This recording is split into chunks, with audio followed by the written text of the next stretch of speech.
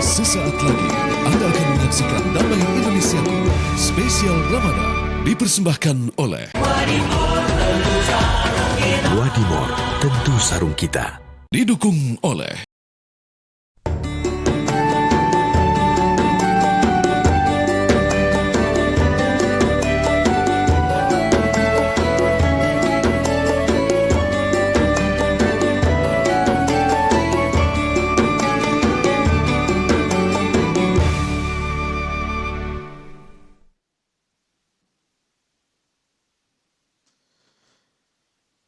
Assalamualaikum warahmatullahi wabarakatuh.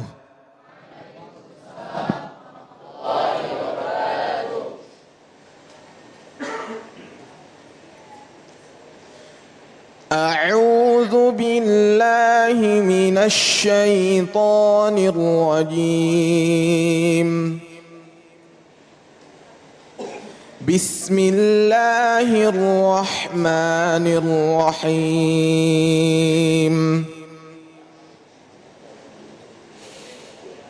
Innallaha ya'muru bil 'adli wal ihsani wa ita'i dzil qurba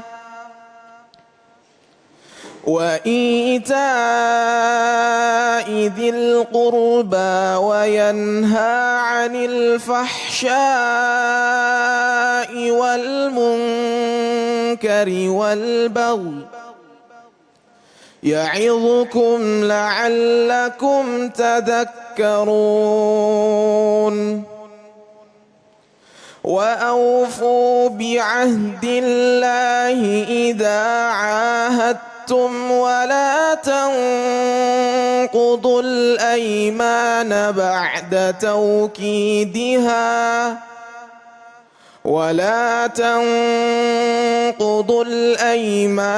بعد توكيدها وقد جعلتم الله عليكم كفيلا إن الله يعلم ما تفعلون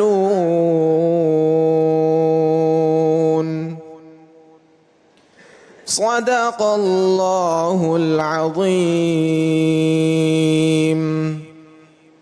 السلام عليكم ورحمة الله وبركاته. Assalamualaikum warahmatullahi wabarakatuh. Alhamdulillahirabbil alamin. Allahumma shalli ala sayyidina Muhammad wa ala ali sayyidina Muhammad. Puji syukur kepada Allah yang telah memberikan kesempatan kembali kepada kita untuk kembali menggali dalamnya ilmu agama Islam yang tentu saja dalam majelis ilmu Damai Indonesiaku spesial bulan suci Ramadan. Dalam kesempatan kali ini kita bersiaran secara langsung dari Pondok Pesantren Darul Munir, Pondok Mitra Lestari Jati Karsa, Kecamatan Jati Asih, Bekasi. Pemirsa, dalam kesempatan kali ini kita akan mengangkat tema yang sangat menarik sekali berkaitan dengan kejujuran dan keadilan. Insya Allah ini akan menjadi koreksi bagi kita, nasihat bagi kita. Tentu saja dari guru-guru yang telah hadir bersama kita yang kita cintai, Habib Ahmad Al-Kaf. Kemudian Syekh Muhammad Abdullah Al-Rashidi yang tentunya kita akan tampil dalam Damai Indonesiaku spesial bulan suci Ramadan yang dipersembahkan oleh Sarung Wadimor, tentu sarung kita. Selamat mengikuti.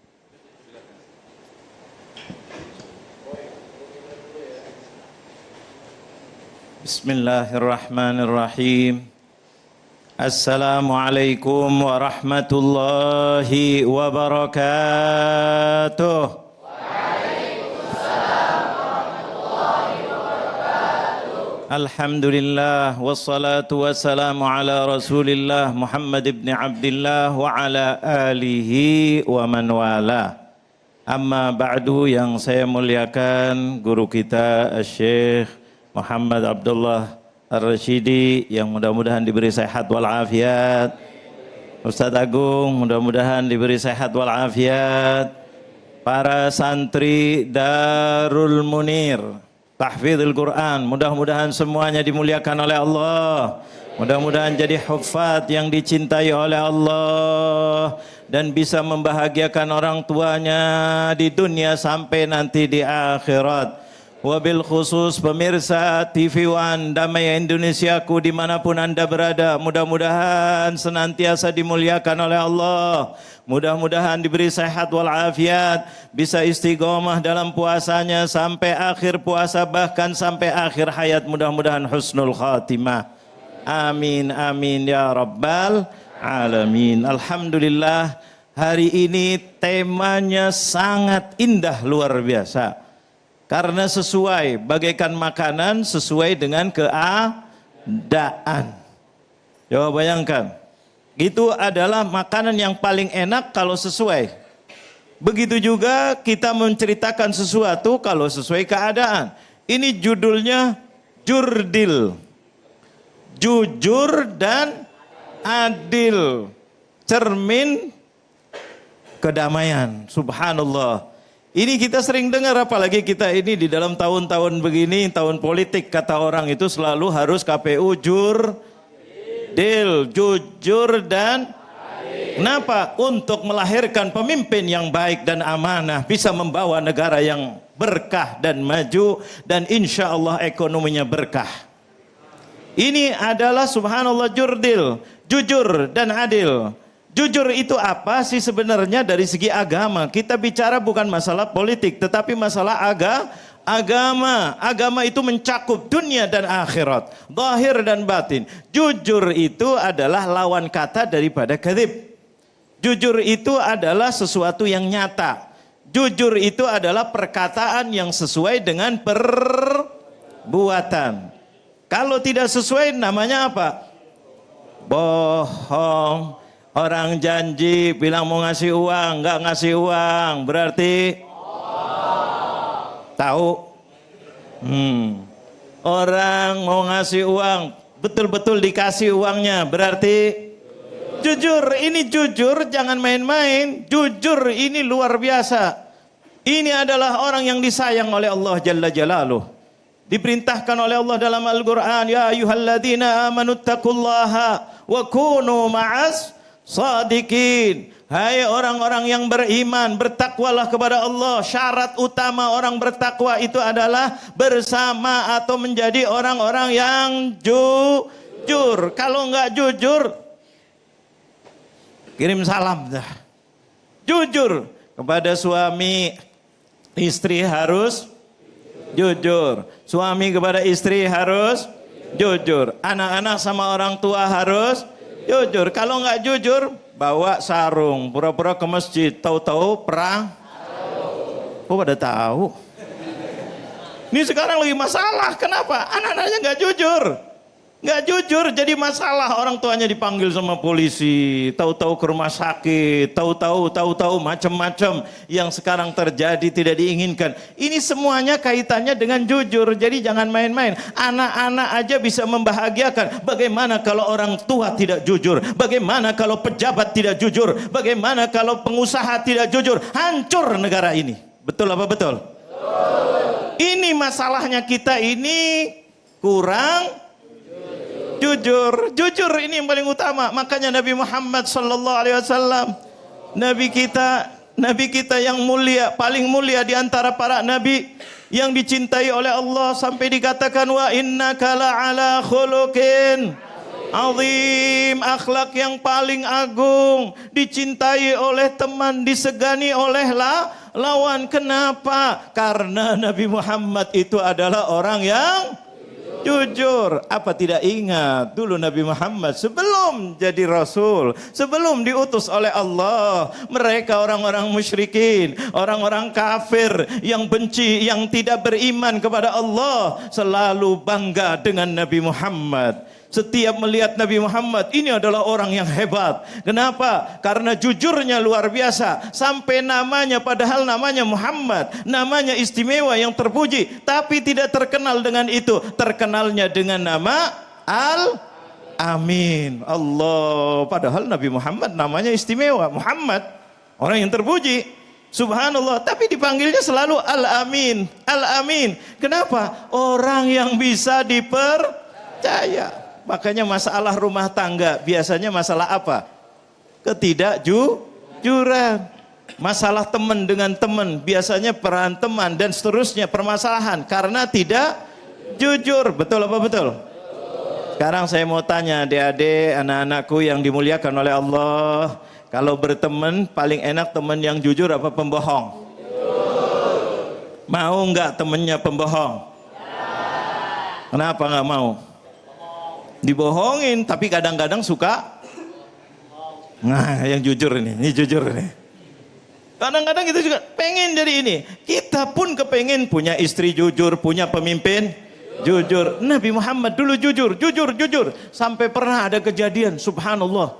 Ketika Ka'bah dibangun kembali oleh orang-orang musyrikin. Waktu itu Rasulullah belum jadi Rasul. Waktu umur 35 tahun. Dan ketika itu lahirnya Sayyidah Fatimah Zahra, anak yang mulia. Sayyidah Fatimah Zahra. Itulah waktu itu tahun kelahirannya. Waktu itu ada permasalahan besar di dalam Mekah itu. Ketika dibangun Ka'bah, mereka mengumpulkan uang. Dan seterusnya, sudah itu dikumpulkan. Kemudian dibangun, sudah jadi. Ketika mau meletakkan batu Hajar Aswad, itu yang paling mulia di Ka'bah adalah Hajar Aswad, mereka mulai mengatakan, saya yang punya uang, saya yang berhak untuk menaruh. Kata sebagian kaum lagi mengatakan apa? Kami yang banyak, yang mayoritas, suku kami berhak untuk menaruh Hajar Aswad di tempatnya. Kata satu lagi, kami yang begini. Akhirnya ribut. Namanya orang diganggu oleh syaitan. Suka ribut apa tidak kira-kira? Ria, sombong, merasa dirinya hebat. Akhirnya mengatakan kami. Datang Rasulullah SAW. Ada apa ribut-ribut? Sampai sebagian sudah mengancungkan dengan pedangnya. Mau ribut, mau perang. Ini gara-gara ini. Subhanallah. Akhirnya apa katanya Rasulullah? Terus akhirnya musyawarat. Udah, yang datang nanti gini aja. Kalian semuanya itu adalah orang yang baik. Kemudian orang yang berhak untuk menaruh dan seterusnya. Kalian punya hak.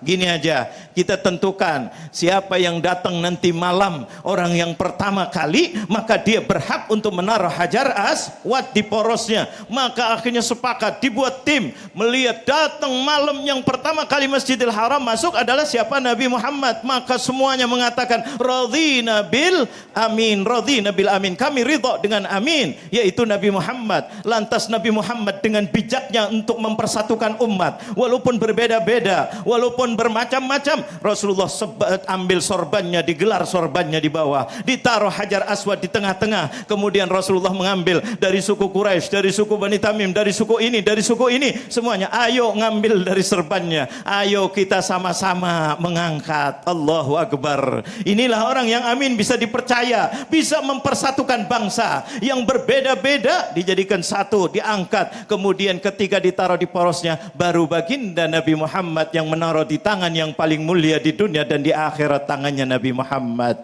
Inilah kejadian kejujuran yang menjadikan Rasulullah bisa menjadi pemimpin yang adil.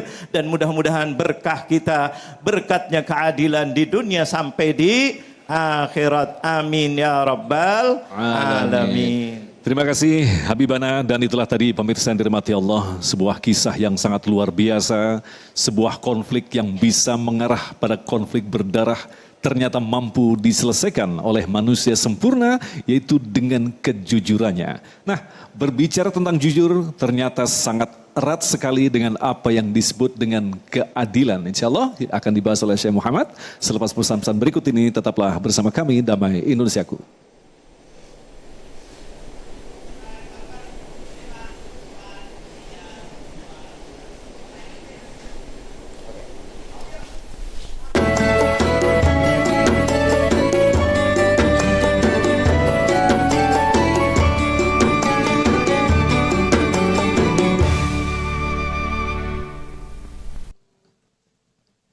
Assalamualaikum pemirsa, Alhamdulillah bisa menyapa pemirsa di bulan Ramadan kali ini.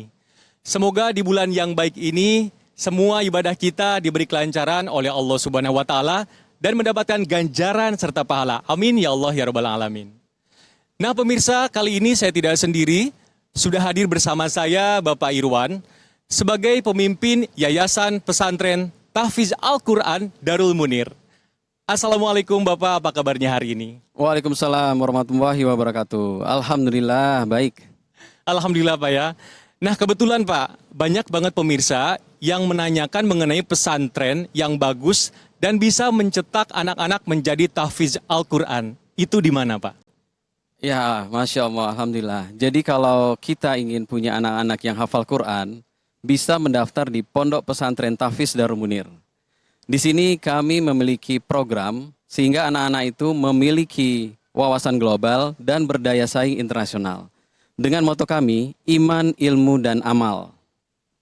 Luar biasa sekali Pak. Nah, untuk keunggulannya apa saja Pak? Karena dengar-dengar kurikulum dan pembelajarannya berbeda dengan pesantren lainnya. Jadi untuk program kurikulumnya, kami memiliki 3 program kurikulum. Yang pertama yaitu program tahfiz, yang kedua adalah diniyah, dan ketiga Diknas. Dan untuk mendukung ketiga kurikulum tersebut, maka kami bekali anak-anak ini dengan program bahasa, yaitu program bahasa Arab dan bahasa Inggris, dengan pengajar langsung dari Timur Tengah. Wow, luar biasa sekali ya. Pengajarnya saja langsung didatangkan dari Timur Tengah. Nah, kalau mengenai fasilitas asrama dan juga lain-lainnya, bagaimana Pak? Alhamdulillah, setiap tahunnya kami melakukan perbaikan dan penyempurnaan, sehingga anak-anak di sini menjadi betah untuk belajar dan menuntut ilmu di pondok pesantren ini. Dan kami siapkan juga dengan berbagai macam program ekstrakurikuler. Wow, Darul Munir ini benar-benar luar biasa. Kira-kira Pak, untuk ekstrakurikulernya apa aja sih Pak? Untuk ekskulnya, kami siapkan baik untuk putra maupun putri. Yaitu untuk putra, kami siapkan ekskul dalam ilmu bela diri, yaitu kempo, kemudian olahraga, basket, futsal, berkuda, memanah tentunya. Dan untuk putri, kami siapkan juga cooking class dan kiat-kiat menjadi ibu rumah tangga yang baik. Masya Allah, luar biasa sekali. Sudah sangat modern dan mengikuti perkembangan zaman. Terlihat dari ragam ekstrakurikulernya. Nah Pak, kalau boleh tahu nih, misalkan mau daftar, bagaimana caranya dan harus kemana? Jadi kalau untuk mendaftar, bisa langsung datang ke pondok kami. Lokasinya di Pondok Mitra Lestari di Jati Asih. Atau bisa juga lihat di website kami di psbdarulmunir.id. Di sana banyak informasi yang dapat dilihat untuk keunggulan-keunggulan dan program-program serta fasilitas yang ada di Darul Munir. Masya Allah, pesantren tahfiz Al-Quran Darul Munir tumbuh sebagai cahaya, menerangi kegelapan dengan kebenaran Islam. Nah pemirsa, jangan kemana-mana, sesaat lagi kita akan kembali tetap di Damai Indonesiaku.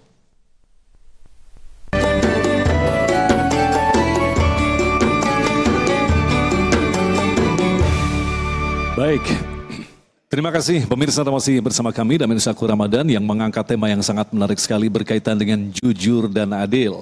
Tadi Habibana telah menjelaskan kepada kita betapa pentingnya sifat jujur. Karena bisa dipastikan siapa yang berlaku jujur maka dia mampu menciptakan keadilan atau adil. Lantas bagaimanakah kita memaknai kata daripada adil itu sendiri? Syekh Muhammad Abdullah akan menjelaskan untuk kita. Tafadhol Syekh. Assalamualaikum warahmatullahi wabarakatuh. Alhamdulillahi rabbil alamin. Nahmaduhu wa nasta'inuhu wa nastaghfiruh. Wa nusalli wa nusallimu ala nabiyyihi al-mustafa man 'allamana al-wafa Muhammad alaihi afdhalus salati wat taslim. Ma ba'd. Kaum muslimin hadirin Misra, Damai Indonesiaku di mana pun Anda ada,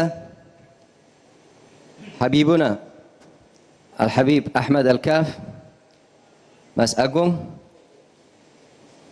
dengan tema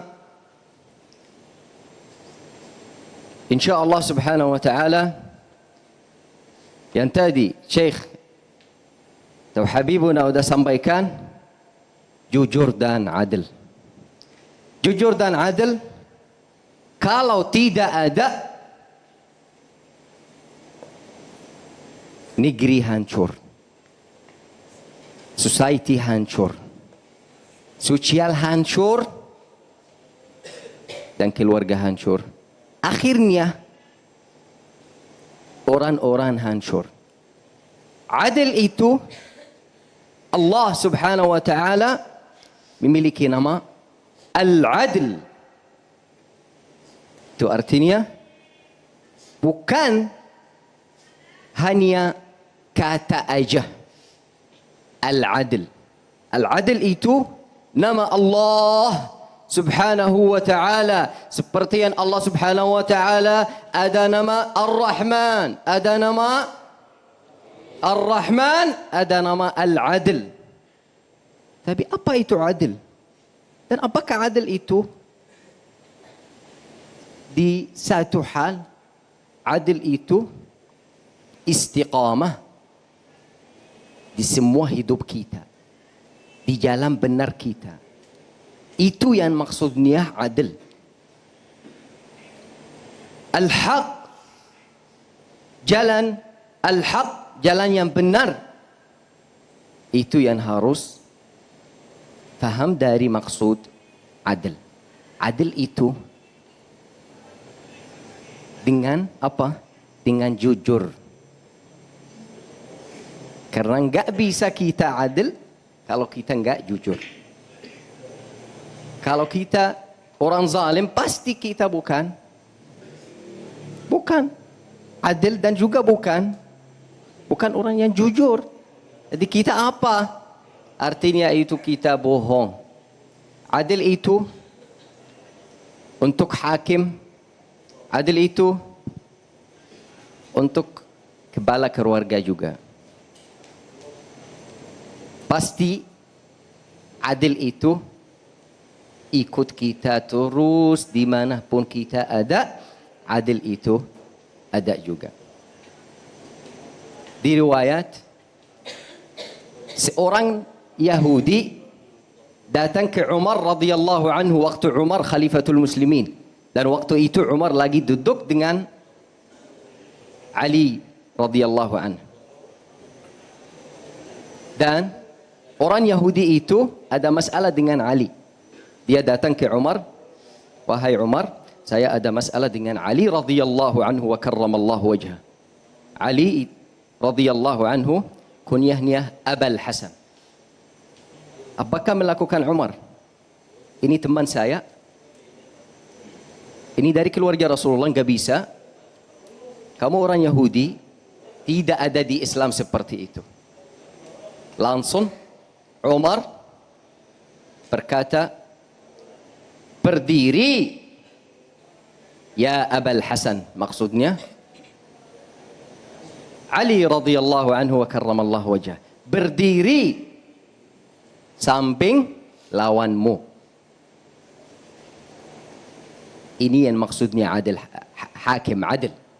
Berdiri samping lawanmu. Waktu Ali radhiyallahu anhu berdiri, kelihatan mukanya marah. Habis Umar radhiyallahu anhu selesai menghakimi ini dengan adil, Umar radhiyallahu anhu tanya Ali, apakah kamu marah karena saya minta berdiri samping lawanmu yang orang Yahudi? Apa kata Ali radhiyallahu anhu? Kata, tidak wallah, saya takut karena kamu ya Umar panggil saya dengan hormati, karena kalau dipanggil ya Aba itu hormati. Saya takut orang Yahudi itu berkata adil itu hilang antara kaum muslim. Karena satu kata aja dia takut. Adil itu di mana pun kita ada itu adil. Rasulullah sallallahu alaihi wasallam sampai adilnya Sampai mana? Sampai sampai Rasulullah kalau lagi duduk, ada sahabat di kanan, ada sahabat di kiri. Rasulullah sallallahu alaihi wasallam enggak lama lihat orang yang ada di kanan atau yang di kiri. Dikasih seperti contohnya, kalau dikasih 1 menit melihat orang yang di kanan, dikasih 1 menit orang yang di kiri. Adil itu harus ikut kita terus. Adil itu Allah Subhanahu wa taala berfirman, "Ya ayyuhalladzina amanu kunu qawwamina lillahi syuhada'a bil qist wa la yajrimannakum shana'anu qaumin alla ta'dilu." Wahai orang yang beriman, kamu harus beradil walaupun dengan orang yang kamu membenci atau dengan kaum yang kamu membenci. Adil itu tidak campur. Adil itu bukan karena ini adik saya, karena ini dari keluarga saya, atau karena ini yang saya membenci. Adil itu harus ikut jalan Allah Subhanahu wa taala dan jalan Nabi Muhammad sallallahu alaihi wasallam. Jadi kita semuanya, walaupun kita belum punya keluarga seperti istri dan anak, pasti tetap adil dengan orang yang kita lihat, dengan miskin, dengan siapa aja, walaupun dengan juga orang tua. Jazakumullahu khairan. Terima kasih Syekh Muhammad Abdullah yang telah memberikan sebuah nasihat yang sangat luar biasa. Bawalah adil kemanapun kita pergi, karena itulah yang mampu menciptakan perdamaian di antara kita. Insya Allah tema yang sangat menarik sekali ini kita tentu saja akan elaborasi dengan menjawab pertanyaan-pertanyaan Anda selepas pesan-pesan berikut ini. Tetaplah bersama kami Damai Isyaku yang dipersembahkan oleh Sarung Wadimor, tentu sarung kita.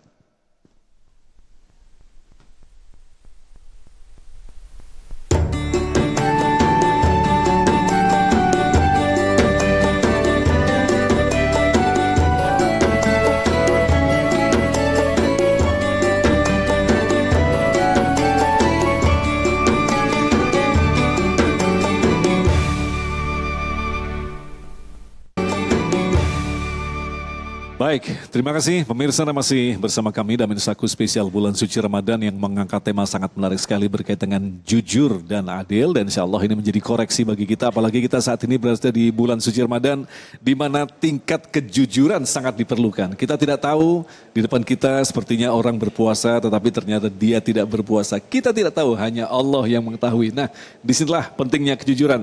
Baik, segera kita akan jawab pertanyaan-pertanyaan yang telah kami seleksi. Pertanyaan pertama akan disampaikan oleh Bapak M. Fabil yang akan dijawab oleh Habibana. Silakan.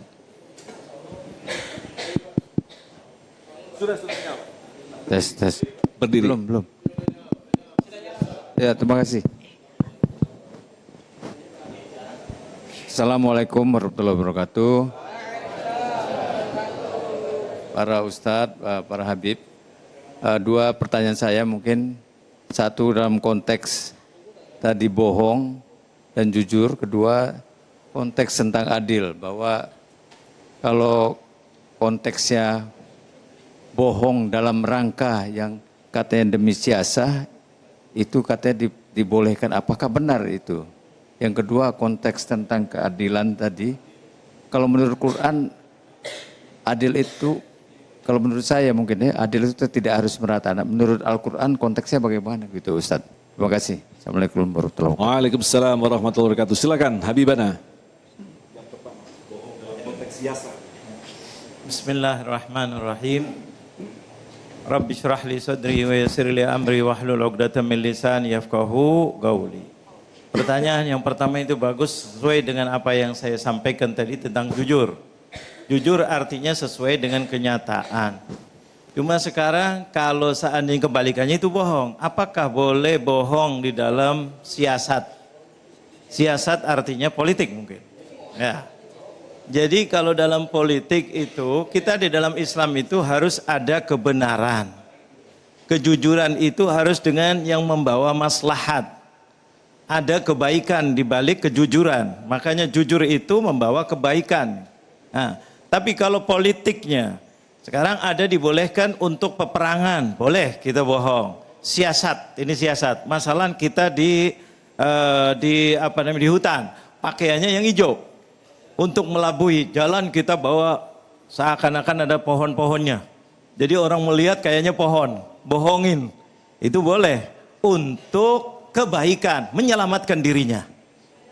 Menyelamatkan diri karena lawannya kita musuh.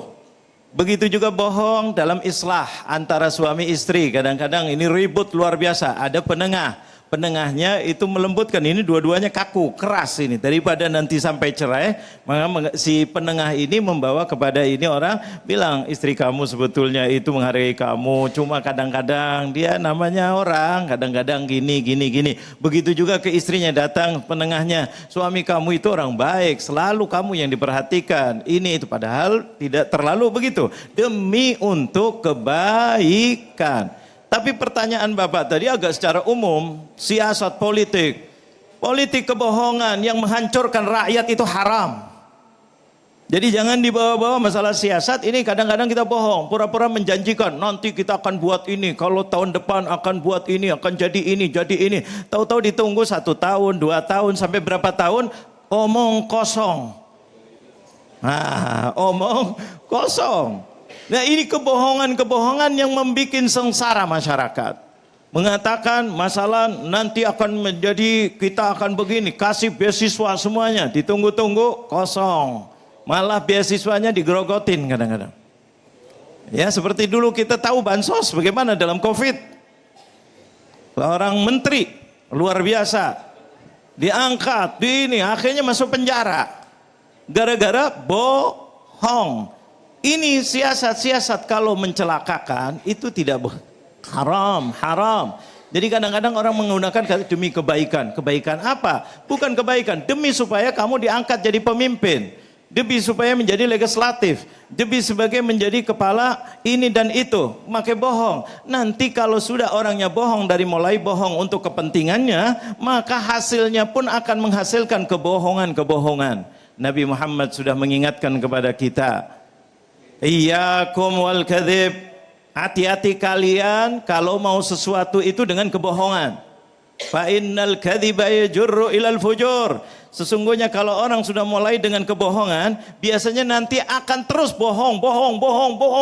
Hancur semuanya kalau sudah dibohongi semuanya. Fa innal fujura yahdi ilal nar. Dan kebohongan ini akan masukkan ke dalam neraka. Sesuatu yang masuk neraka berarti haram. Ini adalah perbuatan. Walaupun tujuannya yang penting saya jadi dulu. Nanti kalau saya sudah jadi, nanti saya akan bisa masuk ke ini yang ngajarin itu syaitan bisikin. Makanya rakyat waspada, hati-hati. Dan alhamdulillah di negara kita kalau dalam pemilu itu lambangnya jujur dan adil. Cuma kadang-kadang cuma lambang sebagian. Betul apa betul? Nah ini yang naudzubillah min dzalik. Pilihlah saya yang amanat. Udah jelas dia tukang bohong kok dibilang amanat. Ketika jadi legislatif bohong. Kadang-kadang marahin orang pura-pura hanya sekedar untuk supaya dilihat dia hebat karena mau pemilihan. Padahal habis selesai di dalam DPR rangkulan dengan orang yang tadi dihantam. Ini kan naudzubillah min dzalik. Ya, ini siasat ini siasat yang jahat wal iyadzubillah.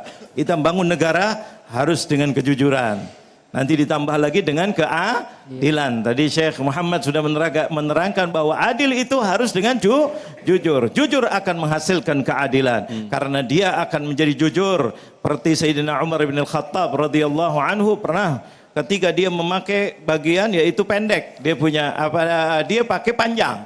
Ketika lagi ceramah, dia orangnya tinggi Sayyidina Umar. Ketika lagi ceramah, sarungnya atau kainnya itu panjang. Sedangkan pembagian itu pada umat hasil dari negara, hasil peperangan, hasil ini dibagi semuanya rata. Ketika sahabat Nabi yang lainnya, saya tidak panjang. Kok beliau ini lebih tinggi, tapi kok bisa kainnya lebih panjang? Berarti ini ada korupsi nih. Nah, indikasi tidak jujur. Akhirnya Sayyidina Umar manggil anaknya, "Ya Abdullah, sini terangkan." Akhirnya Abdullah terangkan ini jujur ini dan menghasilkan keadilan. Mengatakan saya jujur, saya juga dapat bagian. Cuma saya tinggi, saya dapatnya pendek. Ayah saya juga dapatnya pendek. Punya saya serahkan, hadiahkan Baik. untuk ayah saya. Maka bagiannya 2 bagian untuk Sayyidina Umar. Maka Sayyidina Umar mendapatkan kain yang panjang. Bukan hasil korupsi, tetapi kejujuran dan keadilan. Ini yang bawa keberkahan kepada negara. Insya Allah. Insya Allah. Baik, terima kasih Habibana. Selanjutnya dari Muhammad Mutakin. Ini adalah santri dari Pondok Pesantren Darul Munir. Silakan, Masya Allah, wajah calon kiai masa depan ini. Amin. Jangan senyum-senyum, biasa aja, nggak usah grogi ya. Bismillahirrahmanirrahim. Assalamualaikum warahmatullahi wabarakatuh. Perkenalkan, nama saya Muhammad Mutakin Al-Aziz. Saya dari Depok, umur saya 17 tahun. Ustadz, saya ingin bertanya, bagaimana sikap kita ketika ada pemimpin yang bohong dan tidak adil bagi masyarakat kita? Syukran Ustadz. Baik, terima kasih. Silakan, Syekh Muhammad.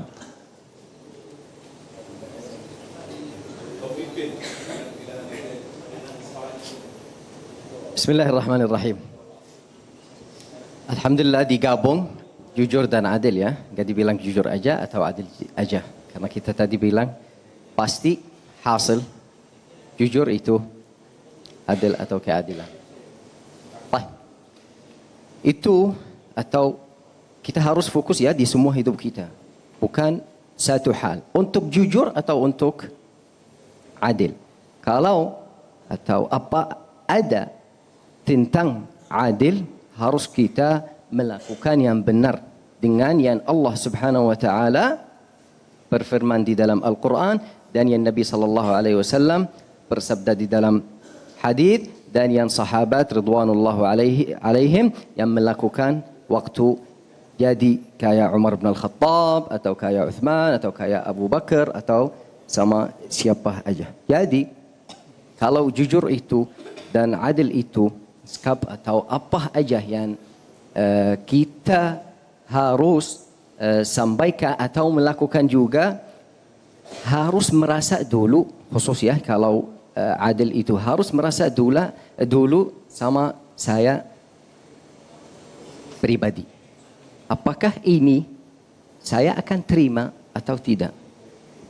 Apakah ini akan hasilnya baik untuk saya atau tidak?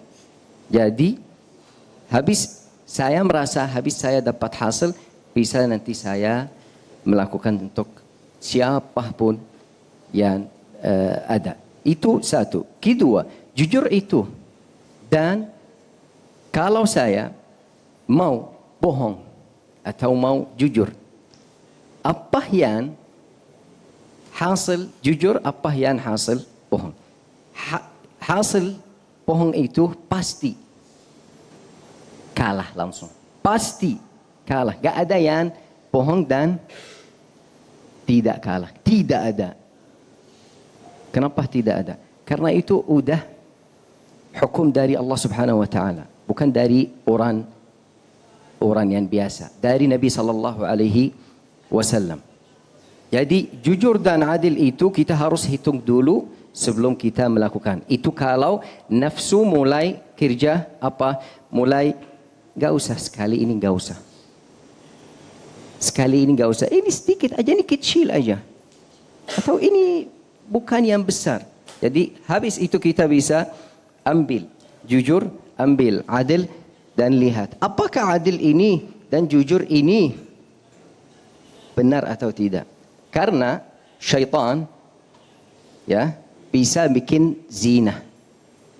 Ya, bisa syaitan itu mulai kerja satu, ini benar, ini udah jujur. Atau ini udah adil. Jadi kamu udah ikut syaitan. Kalau tidak hitung sama diri sama nafsu, apakah ini benar atau tidak? Apakah ini adil atau tidak? Enggak akan dapat. Dan langsung bohong dan dizalimi. Baik, mungkin Habibana bisa menambahkan seperti yang dikatakan tadi bahwa kita harus mengukur diri kita sendiri dulu apakah kita sudah berlaku adil atau tidak. Lantas kita naikkan ke level pemimpin. Jika seorang pemimpin belum mampu atau bukan tidak mampu melakukan keadilan, lantas bagaimanakah kita harus menasehati bil ma'ruf atau seperti apa, Habibana? Tadi Nyambung tadi. Subhanallah, pertanyaannya juga bagaimana menyikapi pemimpin yang tidak adil. Betul. Nah, jadi menyikapinya kita sebagai orang itu karena perbuatan yang tidak adil itu namanya baghi. Baghi. Makanya di dalam khutbah Jumat itu sering kalau di Indonesia ini diringkas al-khatib di akhirnya. Dia bilang apa? Di akhirnya itu mengatakan apa? Innallaha ya'muru bil adl. Bil adl. Itu ringkasan daripada khutbah. Makanya terakhir itu innallaha ya'muru bil adli wal ihsani wa ita'idil qurba wa yanha 'anil fahsya'i wal munkari wal baghi. Baghi itu kebalikan daripada adl, yaitu kemungkaran. Kemungkaran. Makanya hampir setiap khutbah khatib membawa itu mengingatkan adil itu penting untuk kemakmuran masyarakat, untuk kemakmuran negara, untuk kemakmuran semuanya itu berpandangan daripada adil. Makanya kita sebagai bangsa Indonesia, alhamdulillah kita punya pegangan Pancasila. Di dalam 5 sila itu ada 2 masalah adil. Yang lainnya 1 ketuhanan yang Maha Esa. Yang kedua apa? Kemanusiaan yang adil dan beradab. Yang kelima langsung nih, sepeda ada nih. Yang kelima apa yang kelima? Keadilan sosial bagi seluruh rakyat Indonesia. Makanya dari sini kita sebagai bangsa berpancasila, karena kalau kita jawab daripada Al-Quran, kita bukan negara yang berasaskan daripada Al-Quran, tetapi mayoritas orang Islam, menghargai agama dan Pancasila kita sebagai dasarnya. Di situ ditekankan di dalam Pancasila adalah harus pemimpin itu adil, bahkan dengan adab, dengan akhlak, dan harus rata untuk seluruh rakyat Indonesia. Agamanya apapun, sukunya apapun, dan seterusnya wajib adil. Maka kalau ada pemimpin yang tidak adil, kita harus ingatkan dia. Harus ingatkan dia. Kita lapor ke DPR, DPR harus panggil. Kalau DPR-nya tidak adil, ya kita cepat-cepat Ganti orang-orang. Insya Allah. Ini pemilihan kan untuk apa sih tujuannya pemilihan?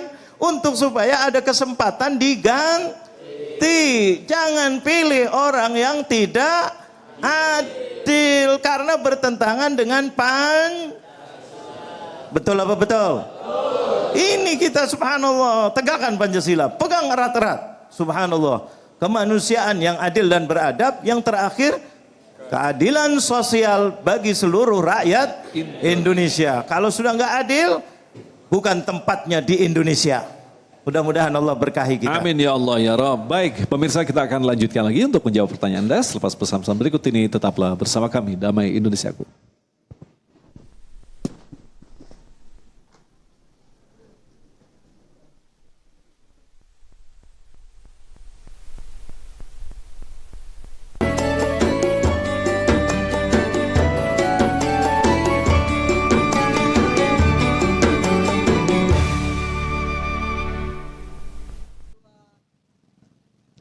Assalamualaikum pemirsa, alhamdulillah senang sekali masih bisa menyapa pemirsa semua di bulan suci Ramadan kali ini. Dan juga tadi tentunya kita telah mendengarkan tausiah dari guru-guru besar kita, semoga apa yang telah disampaikan dapat bermanfaat bagi kita semua. Dan juga semoga ibadah puasa kita di bulan suci Ramadan ini dapat memperkuat iman kita. Amin, amin ya Rabbal Alamin. Selain memperhatikan ibadah, kita juga harus memperhatikan kesehatan tubuh kita. Kesehatan dari dalam maupun dari luar tubuh. Karena menggunakan skincare saja tidak cukup.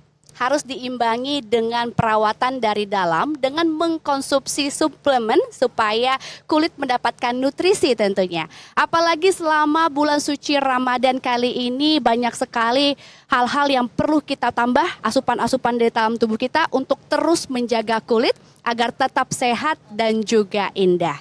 Kalau kulit kita sehat, insya Allah ibadah kita juga lancar dan pastinya terjaga. Seperti aku nih. Aku selalu menjaga kulit tubuhku dan kulit wajahku dengan suplemen tambahan untuk merawat kulit dari dalam agar kulitku sehat sepanjang hari. Aku biasanya mengkonsumsi ini nih. Nuriskin Ultimate. Nuriskin Ultimate, suplemen kecantikan berbentuk tablet untuk membantu memelihara kesehatan dan juga kesegaran kulit. Nuriskin Ultimate ini mengandung banyak sekali manfaat, yaitu hyaluronic acid, the best moisturizer agent yang dapat mengikat air 6.000 kali. Sehingga cocok untuk kulit kering dan juga normal. Karena diminum, maka manfaatnya akan terasa di seluruh kulit tubuh, tidak hanya di kulit wajah saja. Dan juga Nuriskin Ultimate ini mengandung 3 kelompok manfaat, yaitu dari kelompok nutrisi yang berasal dari kolagen dan juga marine protein, kelompok pelindung antioksidan dari oligomeric proanthocyanidin, lalu ada juga lycopene, green tea, SOD, vitamin dan mineral. Selain itu juga mengandung kelompok pelembab dari spirulina algae, cayenne pepper, rosemary leaf, red clover leaf, dan ekstrak buah bulberry.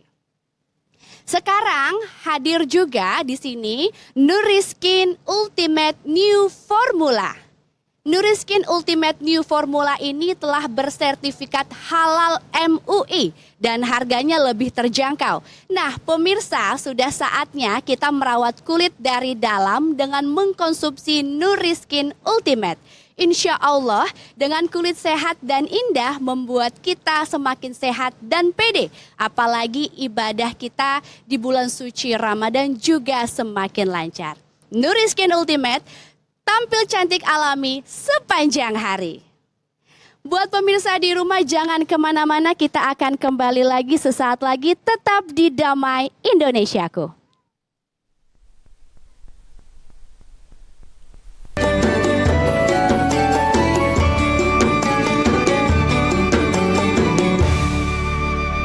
Baik, terima kasih. Kita kembali bersama Damai Indonesiaku, spesial bulan suci Ramadan, dan kita akan lanjutkan lagi untuk mendengarkan pertanyaan selanjutnya masih dari pesantren Darul Munir, salah satu murid di sini Egy Ramadan ya. Egy Ramadan. Oke, silakan. Bismillah, Assalamualaikum warahmatullahi wabarakatuh. Perkenalkan, nama saya Egy Ramadan. Saya asal dari Bengkulu dan umur saya 17 tahun. Saya ingin meminta pendapat dari Ustadz. Menurut Ustadz, keadilan itu seperti apa? Dan apakah di negara kita ini sudah termasuk dalam kriteria tersebut? Syukran Ustadz. Baik, terima kasih Egy. Silakan Habibana. Apakah negeri kita sudah pada level adil? Bagus sekali pertanyaan ini, mudah-mudahan bermanfaat untuk kita. Masalahnya kembali lagi, Rukhsah Sidi Muhammad. Masalah keadilan. Keadilan itu adalah yang seimbang. Seimbang itu namanya adil. Makanya kita negara hukum, itu lambangnya, yaitu di Mahkamah Agung lambangnya apa? Timbangan. Timbangan. Timbangan yang menentukan siapa yang benar, siapa yang salah. Adil harus dilihat. Tadi sudah dicontohkan bagaimana Imam Ali berdirinya. Seorang hakim harus melihat sini 1 menit, melihat ini 1 menit, berbicaranya, senyumnya, sampai begitu luar biasa dalam Islam. Dalam negara kita alhamdulillah negara hukum. Panglima tertinggi di negara kita adalah hukum. Siapapun salah harus kena hukum. Kita barusan lihat ada subhanallah pengadilan yang panjang lebar luar biasa. Menerangkan tentang kebohongan-kebohongan luar biasa. Dibongkar di pengadilan yang ujungnya akhirnya divonis sampai hukum mati. Coba bayangkan, tunggu sama masyarakat. Di dalam pengadilan itu sampai mengatakan seorang hakim itu nggak pernah kayaknya kita dengar dari mulai merdeka sampai tahun ini ada seorang hakim mengatakan kalau mau bohong ya mbok konsisten. Berarti banyak bohongnya luar biasa. Itu luar biasa, kebohongan. Itu biasa, di mana-mana keadilan itu memang sesuatu yang bukan mudah. Tetapi adanya negara untuk menegakkan keadilan. Hatta datangnya Rasulullah itu adalah untuk menegakkan keadilan. Jadi kalau dibilang negara ini sudah adil, di mana negara yang sudah adil? Negara tidak bisa dikatakan adil. Orangnya adil atau tidak. Nah, tapi kalau negaranya jangan dihukumin. Negara itu sebagai fasilitas, tempat. Jadi orangnya yang mimpin adil atau tidak. Makanya yang dipilih bukan negaranya. Oh, kita pilih Indonesia, pilih Yaman, pilih Cina, pilih Amerika. Tidak. Kita di mana aja bertempat, disuruh orangnya disuruh adil. Makanya kalau negara demokrasi seperti Indonesia ini ada pemilihan. Pilihlah pemimpin yang adil. Makanya dikasih jangka 5 tahun. Kalau memang dikehendaki lagi 5 tahun lagi, titik, berhenti, tidak boleh. Ada yang ngusulin 3 periode, dikeroyok sama lain-lainnya. Alhamdulillah nggak jadi. Karena bahaya, ini konstitusi. Betul apa betul? Karena apa? Untuk ini kasih kesempatan kepada yang lain. Kalau memang dia adil, sekali, 2 kali boleh untuk melanjutkan. Kalau merasa dia seorang yang adil. Ini adil itu adalah suatu yang berat karena melawan hawa nafsunya. Kita kepengen enak, kepengen ini. Coba bayangkan, kebohongan tadi yang menjadikan dia tidak adil. Contohnya, kita di dalam pengadilan kemarin yang panjang lebar yang akhirnya hukumnya hukum mati. Bagaimana rekayasa kebohongan tidak jujur sampai dibuat tembak menembak luar biasa. Subhanallah, tembak di tangga, tembak gini, ujungnya yang mati si fulan. Masya Allah, belum terjadi sudah dihukum siapa yang mati. Rekayasa kebohongan. Tadinya semuanya dibohongin, hatta institusinya dibohongin, semuanya sejagat alam dibohongin. Tapi subhanallah, Allah maha segala-galanya. Dibongkar satu ngaku, akhirnya kebongkar segala-galanya. Jadi keadilan itu negara kita tidak adil atau adil, negara tidak bisa dikatakan adil atau tidak adil. Pemimpinnya, lihat dulu oknumnya. Ada yang adil, ada yang tidak adil. Jangan kita justicekan semuanya, di negara kita tidak ada yang adil. Jangan. Masih banyak pemimpin-pemimpin yang adil. Masih banyak pemimpin-pemimpin yang baik. Cuma kadang-kadang kalah dengan pemimpin-pemimpin yang tidak baik. Itu aja masalahnya. Makanya susah dihukum, kadang-kadang berat. Ini, itu kadang-kadang. Jadi itulah mungkin jawaban saya, bahwa negara kita tidak bisa dikatakan negara adil atau tidak, karena negara tidak bisa dihukumi sebagai negara yang adil atau tidak. Tapi pemimpinnya, ya, rakyat yang akan menghukumi dalam pemilihan. Nah, ini pertanyaan kritis dari Egy Ramadan tadi memang berkaitan dengan negara.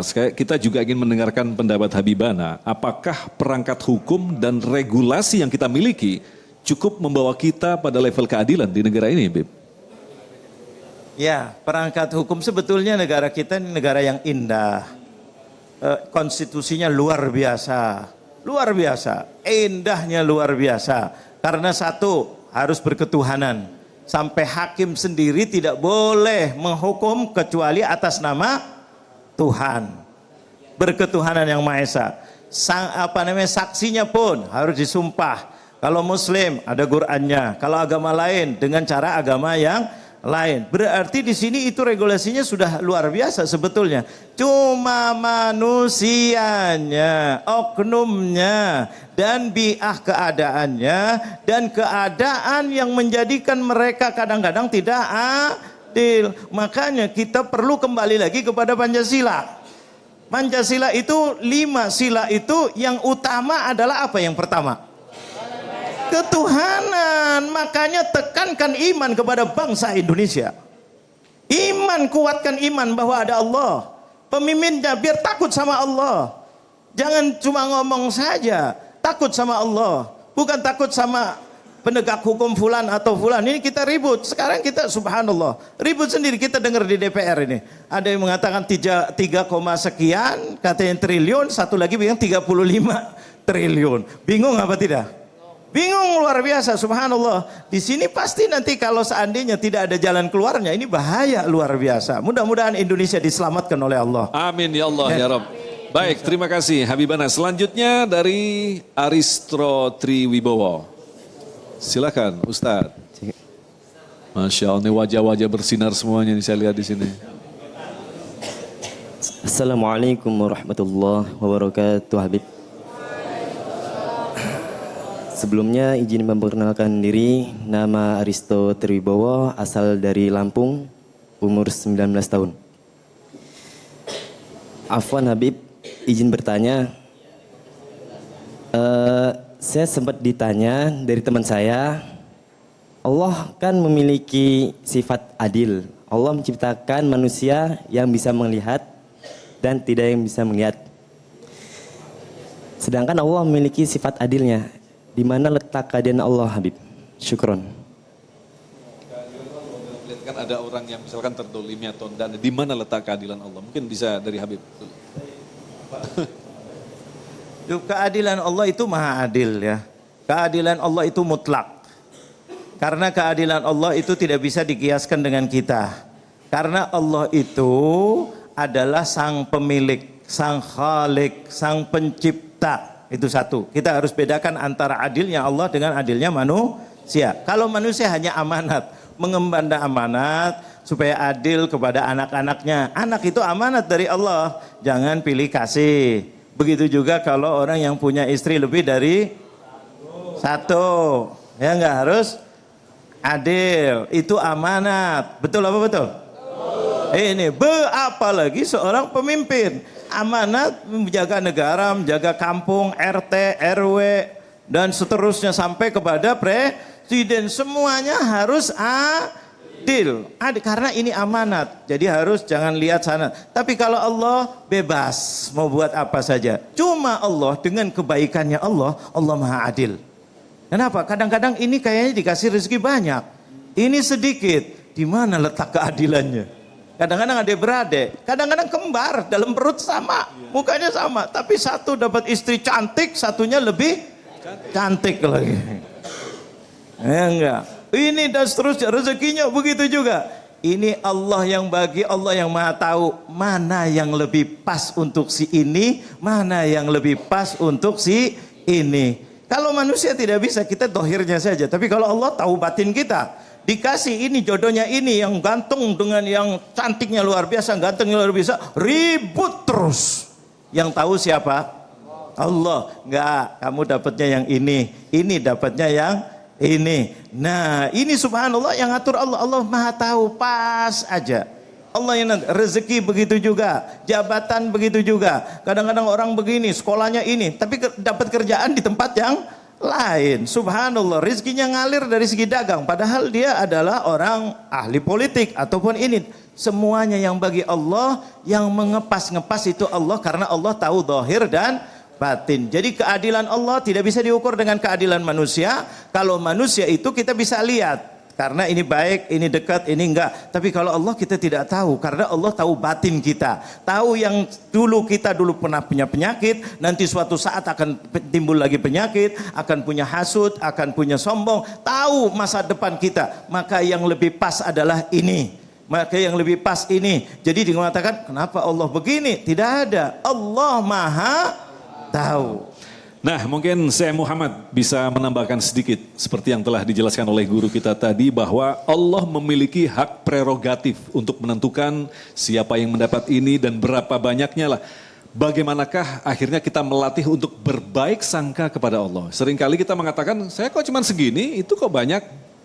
Bagaimana menjelaskannya? Seperti yang Habibuna sampaikan, Allah Subhanahu wa taala kalau memberikan nikmat atau memberikan rizki atau apa aja, bukan harus dua orang sama.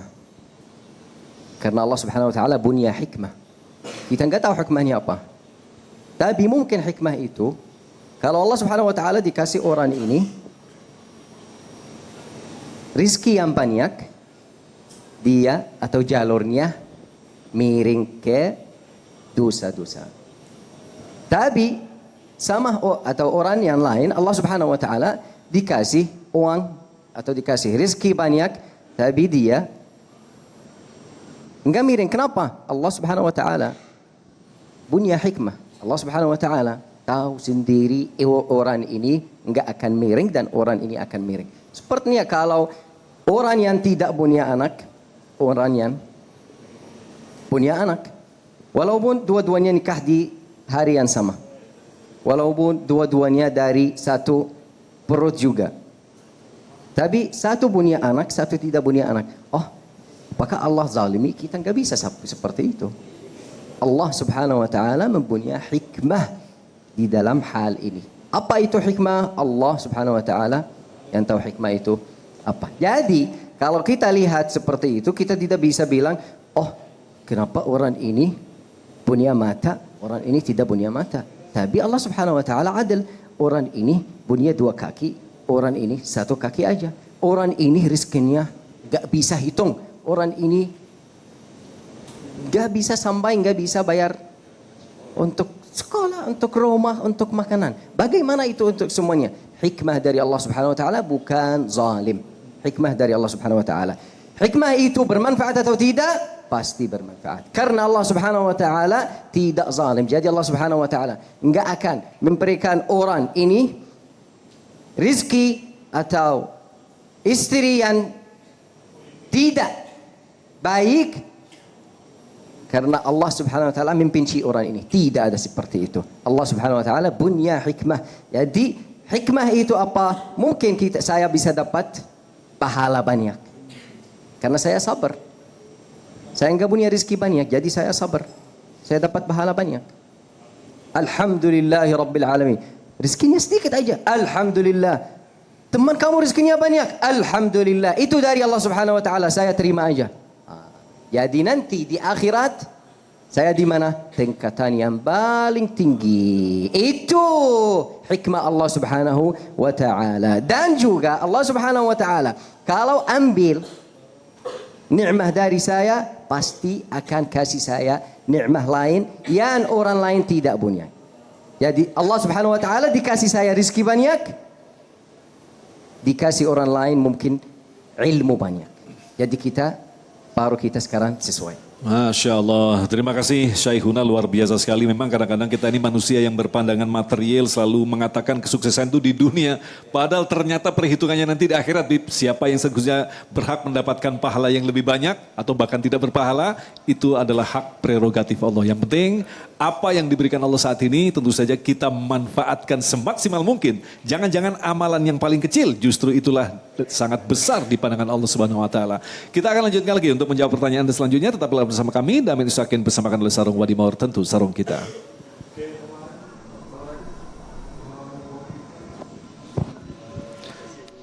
Azan.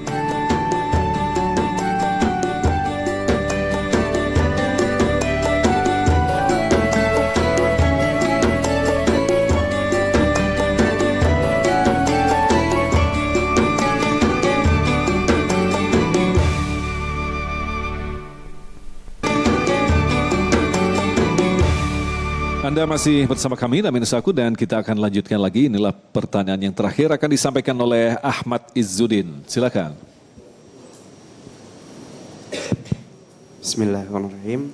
Assalamualaikum warahmatullahi wabarakatuh.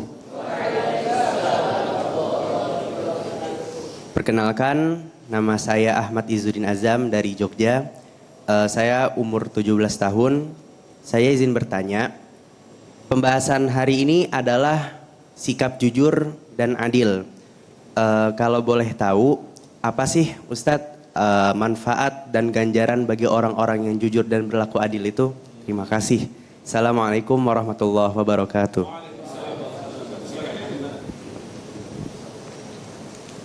Bismillahirrahmanirrahim. Pertanyaan luar biasa. Apa sih hasil atau faidah daripada orang yang jujur dan adil?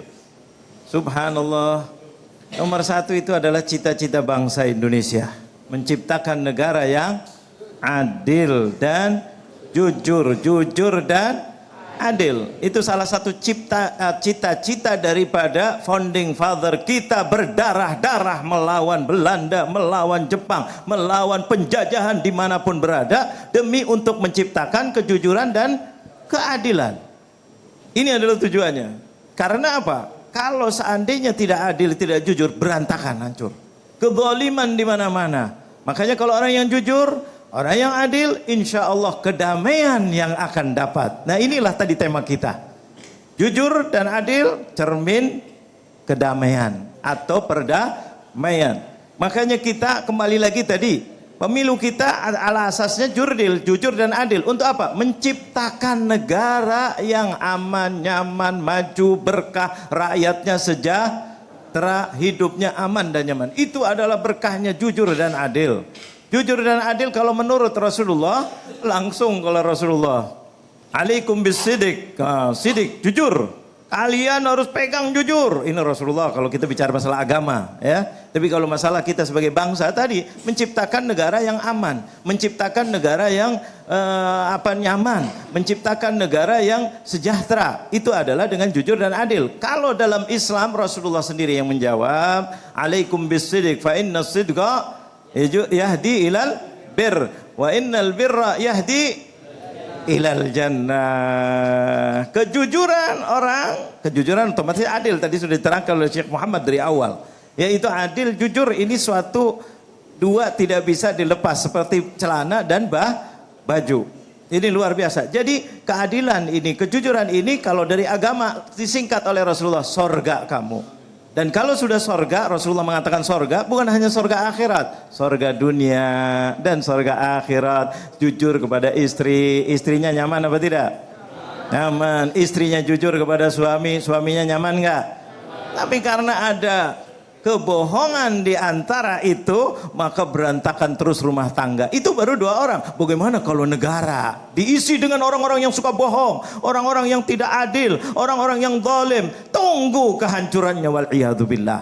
Tapi mudah-mudahan Indonesia seperti apa yang diinginkan oleh founding father kita, para pahlawan kita, mendirikan negara yang adil dan jujur dan adil, insya Allah. Insya Allah. Baik, terima kasih Habibana Syekh Muhammad yang telah berbagi ilmu dan nasihat yang sangat luar biasa sekali. Apalagi kita saat ini berada di bulan suci Ramadan, masih jauh perjalanan kita. Artinya Allah masih memberikan kesempatan kepada kita untuk memperbaiki kualitas kehidupan kita atau diri kita. Salah satunya adalah keadilan. Bagaimana mungkin kita bisa berlaku adil kepada setiap orang sementara kita tidak berlaku adil kepada diri kita sendiri. Dan ibadah saum adalah mampu menciptakan, menumbuhkan rasa adil yang ada di dalam diri kita. Tetaplah bersama kami, Damai Indonesiaku.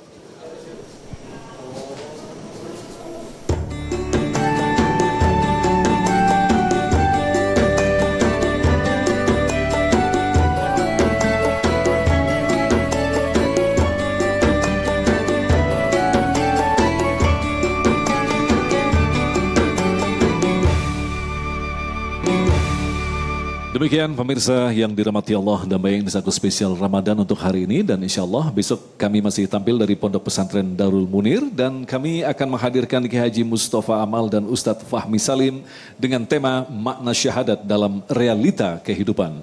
Agung Islahak dan kerabat kerja yang bertugas serta pendukung acara ini, Sarung Wadimor Tentu Saru, kita mengucapkan terima kasih atas perhatian Anda. Sampai jumpa besok. Assalamualaikum warahmatullahi wabarakatuh. Mari kita berdoa, mudah-mudahan Allah kabulkan doa kita, insya Allah. Bismillahirrahmanirrahim. Alhamdulillahirabbil alamin. Allahumma salli wa sallim ala sayyidina Muhammad wa ala ali sayyidina Muhammad. Ya Allah, ya Tuhan kami, ya Allah, di saat Ramadan ini sudah sepertiga berjalan, ya Allah. Tinggal 2/3 lagi, ya Allah. Mudah-mudahan kami diberikan panjang umur, sehat walafiat, bisa mengerjakan Ramadan ini dengan sebaik-baiknya, ya Allah. Bisa mengkoreksi diri kami dengan sebaik-baiknya, ya Allah. Menjadikan Ramadan sebagai pelajaran agar kami bisa jujur terhadap diri kami, ya Allah. Dan berbuat sikap adil, ya Allah. Ya Allah, kami cinta negara kami, ya Allah. Mudah-mudahan Indonesia menjadikan Indonesia yang maju dan berkah, ya Allah.